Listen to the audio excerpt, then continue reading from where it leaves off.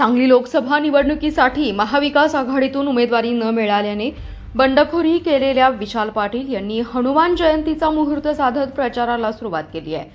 काँग्रेसच्या परंपरेप्रमाणे विशाल पाटलांनी औदुंबर येथील दत्त मंदिरात कार्यकर्त्यांसह जाऊन त्या ठिकाणी श्री दत्ताचं दर्शन घेतलं।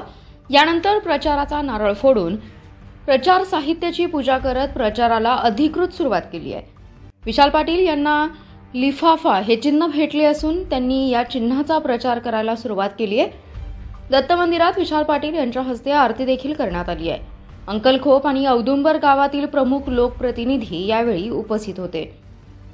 यानंतर विशाल पाटील यांनी जत तालुक्यातील प्रमुख गावातील पदाधिकारी आणि कार्यकर्त्यांशी भेटीगाठी घेऊन प्रचाराला खऱ्या अर्थाने सुरुवात केली। माझी उमेदवारी जनतेने ठरवली आहे, जनता माझ्या पाठीशी उभी आहे। जनतेनं आणि मतदारांनी ठरवले, मतदानाच्या माध्यमातून क्रांती आम्हाला घडवायची आहे। लिफाफा या चिन्हाच्या माध्यमातून विजयाची क्रांती आम्ही निश्चितपणे घडवणार असल्याचे मत यावेळी विशाल पाटील यांनी बोलताना व्यक्त केले। दरम्यान तत्पूर्वी विशाल पाटील यांनी हनुमान जयंतीच्या पार्श्वभूमीवर पहाटे पलूस तालुक्यातील पुंदी येथे हनुमान जन्मकाळ सोहळ्यास उपस्थिती लावली। यानंतर काँग्रेसचे नेते आणि आमदार विश्वजित कदम यांच्यासह अन्य नेते यावेळी उपस्थित होते।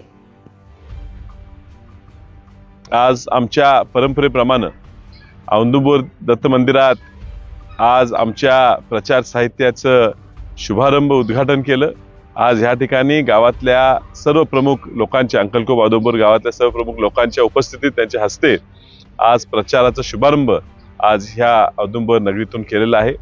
ह्यापुढे आज दिवसभर आमचा जत तालुक्याचा दौरा आहे। हा 12-13 दिवसाचा काळ फक्त प्रचाराला जरी उरला असेल तर ह्या पूर्वीच्या काळात चांगला संपर्क, गावगावी भेटी, त्यामुळे प्रत्येक ठिकाणी जाईल तिथं चांगला प्रतिसाद मला मिळत आहे। येणाऱ्या काही दिवसात तुम्ही बघालच हे जनतेने ठरवलेला उमेदवार आहे आणि जनता ह्या उमेदवाराच्या पूर्ण पाठीशी राहील हा माझा पूर्ण विश्वास आहे। लिफाफ्यातून विजयाचा गुलाल मिळेल, निश्चितच लिफाफ्याच्या माध्यमातून लोकांचा आशीर्वाद मिळेल, आहेर मिळेल।